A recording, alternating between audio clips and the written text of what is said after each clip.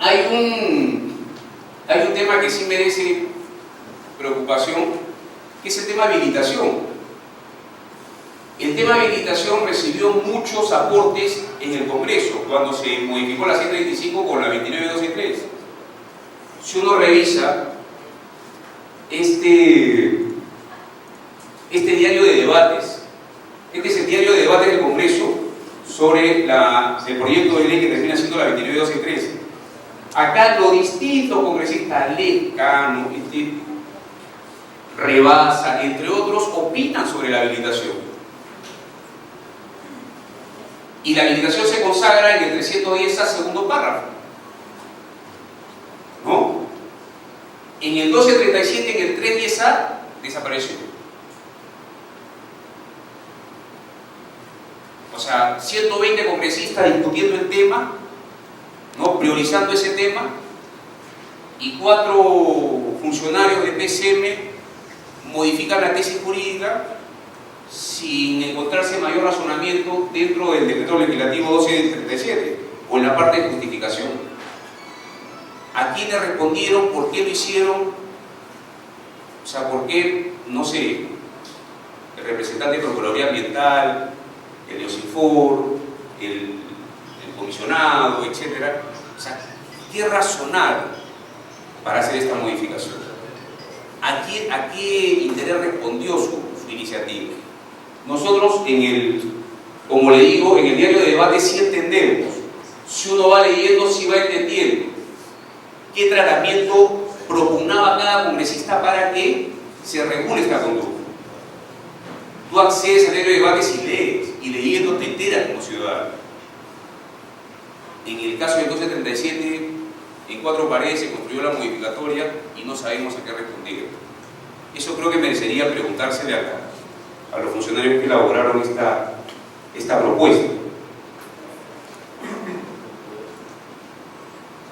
Y sobre este conjunto de errores pasas a analizar, o sea, esto lo tenemos hacia septiembre del 2015.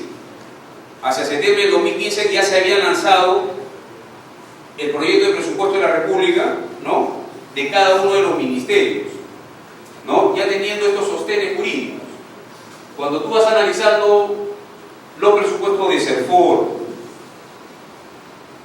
el presupuesto de CERNAN, el presupuesto de OSINFOR, el presupuesto del Ministerio del Interior, acá se ha hecho un ejercicio valorando qué es lo que se ha dedicado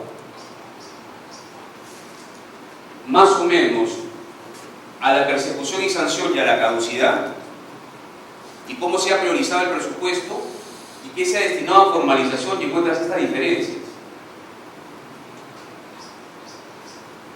Casi 85 millones para procesos de persecución, sanción, caducidad e interdicción. 4 millones en puridad, sí, lo que están dedicados a formalización. Cuando uno va valorando los instrumentos de gestión pública sobre los cuales se plantea la visión y la misión del Estado respecto de cada sector, uno, o sea, para valorarlos, tú tienes que analizar sus instrumentos de gestión pública. Bueno, esto está colgado, pueden acceder cualquiera de ustedes, ¿no?, a los proyectos de presupuesto que han ido al Congreso. Entonces, esto de acá particularmente me da el indicador de que no tienen clara cuál es la deuda histórica que tenemos. No se tiene clara cuál es la obligación primera del Estado. ¿Es construir delincuencia o construir ciudadanía? ¿Es construir sectores formales o es construir sectores informales? Todos sabemos que tenemos, en el sector forestal al menos, hay el discernimiento técnico de que andamos en un gran porcentaje, ¿no?, de extracción ilegal, ¿no?, y transporte, transformación y comercialización ilegal, sobre un buen porcentaje. El discernimiento es cómo yo convierto esa realidad, y esa realidad no la voy a convertir interviniendo en los puertos o interviniendo en la carretera. Esa realidad la voy a convertir saliendo a trabajar a campo. O sea, cuando tenga una autoridad nacional vinculada al propósito de formalizar, de ordenar, de zonificar, de ordenar, de crear las categorías de ordenamiento, de poner los títulos habilitantes, de acompañar en el manejo, ahí se debe priorizar y ahí se debe presupuestar. Pero no podemos simple y llanamente decir estamos sobre el 80 y pico, 70 y pico por ciento de informalidad y ilegalidad y nos dedicamos a perseguir a todo el mundo. Es fácil hacerse el guardián. En una situación y en un porcentaje de esta naturaleza que está gestándose en la sociedad, es fácil ser el guardián. Vas a salir a la esquina y vas a interdictar, vas a salir a la otra esquina, vas a intervenir, vas a salir al cuarto de allá y vas a intervenir. Es fácil. Es fácil. Lo difícil es convertir esta ilegalidad en legalidad y priorizar mi presupuesto para que yo, a mi sociedad, mi parcelero, mi ribereño, mi comunero, el miembro de mi caserío, tenga la legalidad porque el Estado va allá. No el Estado llega en 2015 a Nuevos Aposoa, sino el Estado va todos los días. Ese debe ser mi filosofía y mi concepto. Esa es mi responsabilidad democrática. No puedo estar de espaldas a esa realidad negándola, ¿no? Y haciéndome el guardián y priorizando el presupuesto público para hacerme el guardián. No creo que deba hacer eso dentro del Estado Democrático de Derecho. ¿Por qué? Porque sobre eso causamos el disgusto social. Y sobre el disgusto social causamos ¿qué? El conflicto social. Ya nos ha sucedido antes, que no nos suceda ahora. Ahora, el martes pasado hemos tenido la reunión con las comisiones agrarias y de pueblos andinos y amazónicos. Se ha expuesto este problema y ya se ha abierto el espacio democrático en el seno de la democracia. El seno de la democracia es el Congreso de la República, es donde se crean las leyes, donde se aprueban las leyes.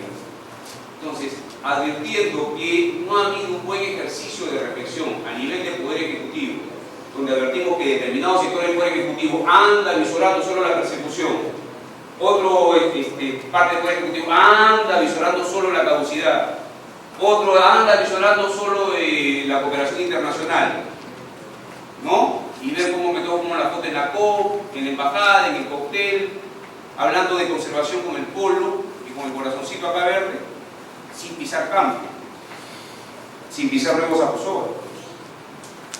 El mejor ejemplo, Nuevos Aposoa. Gente sin permiso de aprovechamiento forestal hoy día.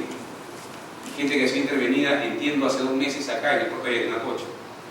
Y un mes después tenemos al presidente ahí señalando efectivamente, y con razón, que recién estaba llegando. Sincero el discurso. Pero eso, que es una deuda histórica, tenemos que cambiar. Ahora o dentro de 6 meses. Pero tenemos que cambiar. Tenemos que elegir a gobernantes, ¿cierto?, que diseñen o visibilicen este problema y digan, no, quiero cambiar eso. Quiero que tu ciudadano estés dentro de mi orden democrático, formal. Y no solo ingreses, sino te proyecta que seas un buen ciudadano y te proyecta que seas un buen empresario. Que comiences con la progresión también. Comiences de artesano y termines en mediano o gran industrial. Ese es el trato que aspiraría, ¿no? Y aspiramos que se nos brinde como ciudadanos. Pero no solo esta persecución y no solo esta priorización presupuestaria.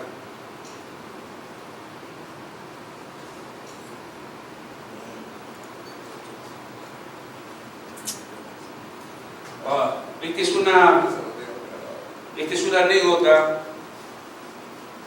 de lo que ocurre ahora en nuestra autoridad nacional. En nuestra autoridad nacional tenemos pérdida de los locales institucionales, tenemos abandono de los puestos de control. Bueno, también lo padecen acá la autoridad regional. Las ATMs, los muchachos que están acá, en el 10 y en otros puestos de control, casetas, incomodidad, no espacios para poder desarrollar, y también la policía. Espacios donde se puedan estacionar libremente y tener toda la maquinaria para poder atender al público. Esas cosas no se dan. Y estas cosas hay que priorizarlas. Bueno, en el caso de CEFOR, el público donde te dicen, oiga, tienes esa deficiencia, prioriza esos problemas. Pero fíjense, no se prioriza eso, no se envía a los gobiernos regionales a efectos de que formen ustedes los sistemas nacionales de control, de información y control, con las computadoras, con las casetas, con el hardware, el software, etc. No se prioriza eso, pero se prioriza un arrendamiento de un local a 7 millones de soles. O sea, invertimos, como lo hemos mostrado anteriormente, un mínimo en formalización, pero cuando hablo de alquilar un local, pongo 7 millones de soles. Esa es la priorización presupuestaria. O sea, eso como ciudadanía, porque nosotros tenemos que ser autoridad nacional. Y no solo es que prioricen 7 millones de soles dedicados a alquilar de un local, sino que ese local lo refundes o lo metes en la zona más exclusiva de La Molina.